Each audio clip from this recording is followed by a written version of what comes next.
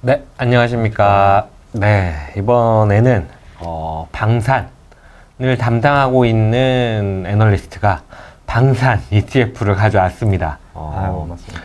채권 애널리스트는 채권 가져오고, 방산 애널리스트는 또 방산을 가져오고, 이렇게 또, 이게 업을 하다 보면 자기가 하고 있는 것들을 점점 더 좋아하게 돼요. 맞습니다. 그러다 보면은 이제 자기 업종이나 이런 게 진짜 좋아 보여서 진심으로 좀 관심 종목으로 추가를 하자고 말씀을 드리는 아마 그런 컨셉이지 않을까 싶은데, 방산이 안 그래도 최근에 핫하잖아요. 그러다 보니까 아마 관심들도 많으실 것 같고, 한국 시장에도 영향이 있다 보니까 같이 좀 들으시면 그것도 좋을 것 같아요. 그래서 오늘 방산 ETF를 가져온 최정한 연구원 모셔보겠습니다. 안녕하십니까. 2월 달부터 이제 애널리스트로 활동하고 있는 최정환 연구원이라고 합니다. 이제 해당 ETF를 제가 가져온 게 제가 이제 2월 달에 인덱스를 작성을 했거든요. 그래서 거기서 제가 말씀을 드리고 있는 방위산업의 미래에 대한 모습을 이 ETF가 다 담고 있어서 지금 이 ETF를 소개를 해드리는 자리를 좀 가지려고 하고요. 그래서 이게 ETF가 글로벌 엑스 디펜스 테크라는 ETF입니다.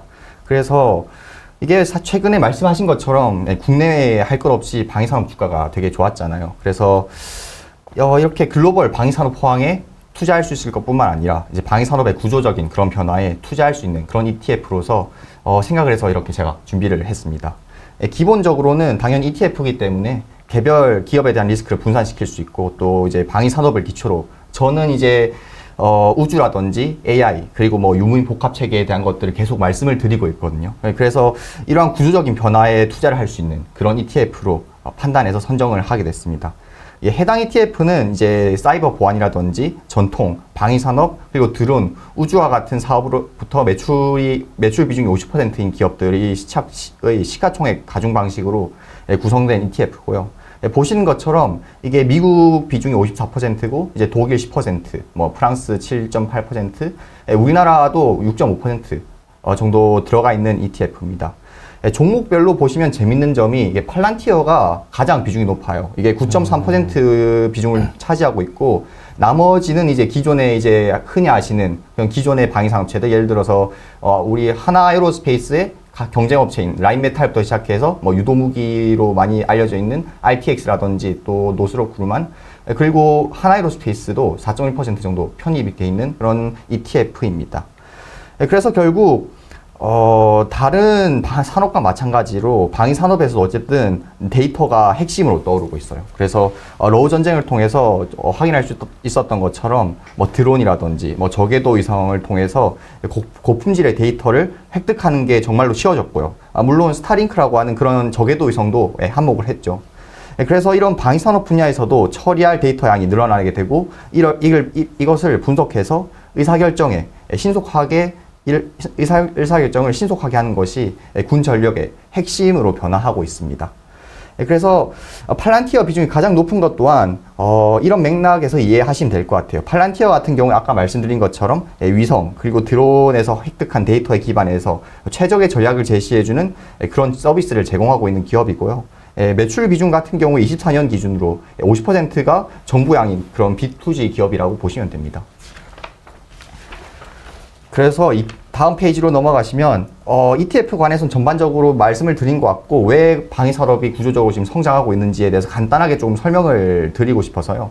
보시는 것처럼 방위산업 멀티플 자체는 글로벌 불안정성과 동행을 합니다. 그래서 최근 트럼프 행정부 이후에 유럽 재무장이라든지 이런 이슈들이 계속해서 나오고 있잖아요. 그래서 유럽이라든지 우리나라 방위산업체 주가가 상승하는 거라고 보면 되시거든요. 그래서 이게 지금 글로벌 지정학적 리스크 GPR 인덱스라고 하는 건데, 이게 이제 뉴스에서 나온 각종 분쟁과 관련된 이슈들을 수치화한 그런 인덱스입니다. 하지만 이제 트럼프 러우 전쟁 종전 이후에 정상적인 상황이었다면 사실 이 인덱스가 감소하는 게 맞았죠.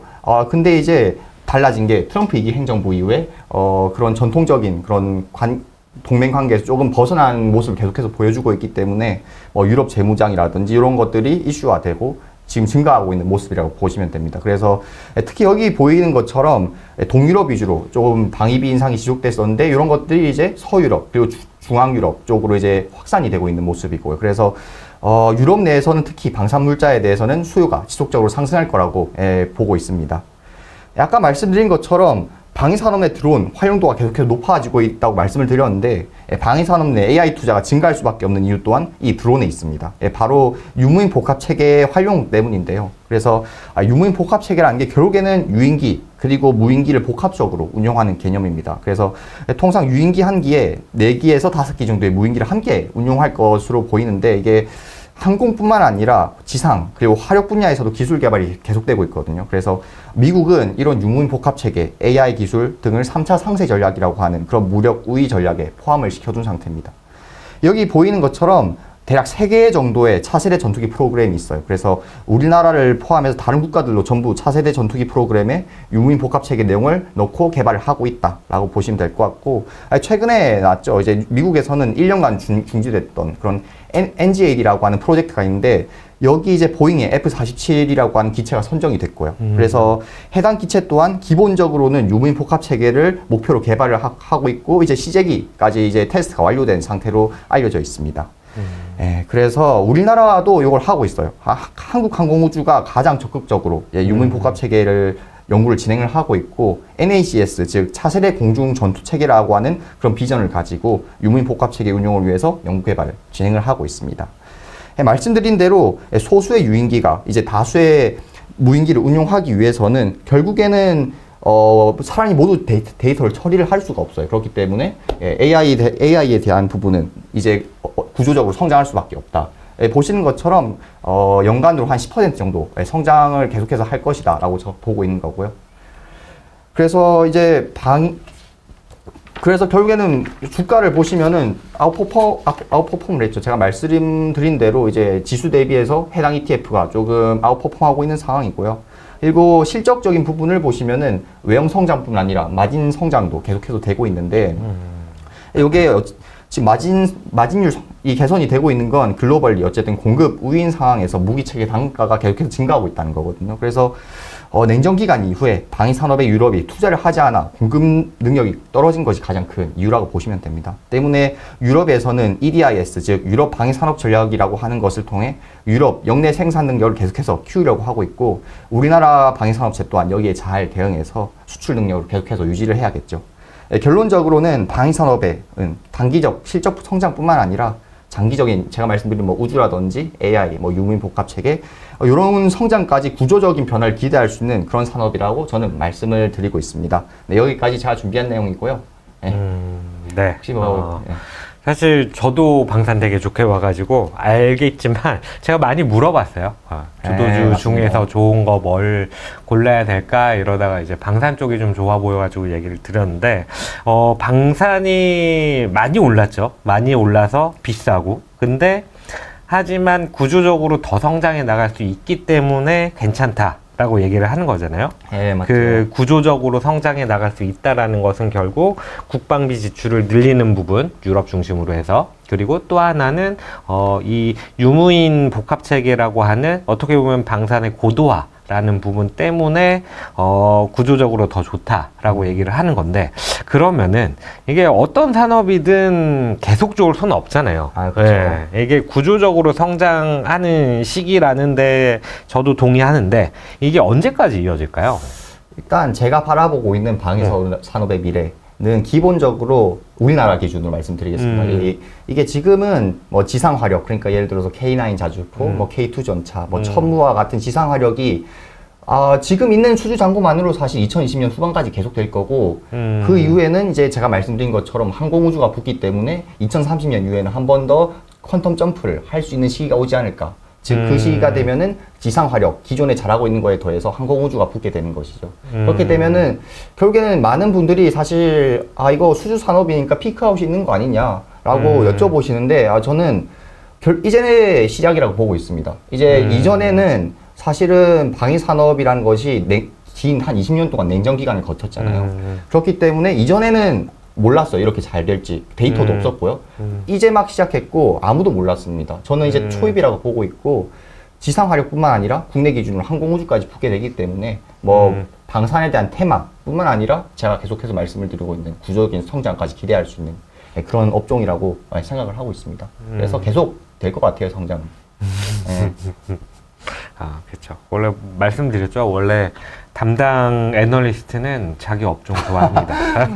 뭐 어쩔 수 없습니다. 예. 근데 저도 뭐 충분히 동의하는 부분들도 많이 있고 이래가지고 그래서 사실 저도 자료에다가 방산 쪽을 많이 넣기는 했었거든요. 그렇죠. 저도 좋은 것 같아요. 뭐 그렇죠. 보잉.